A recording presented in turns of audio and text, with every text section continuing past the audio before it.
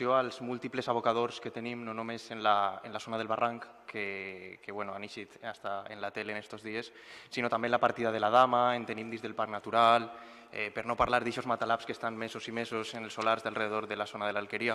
Volia fer un prec perquè ho han parlat moltes voltes vostè i diversos regidors. Moltes voltes parlem d'esta problemàtica i tirem la culpa o descarreguem la responsabilitat només en la Confederació Hidrogràfica.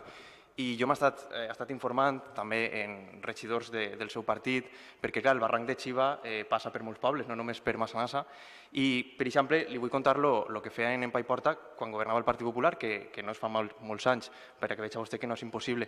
Se demana un permís d'actuació a la Confederació Hidrogràfica, per silenci administratiu no contesten, i quan s'entén que n'hi ha bona voluntat, normalment no passa res mentre no s'alteri l'equilibri ecològic del barranc.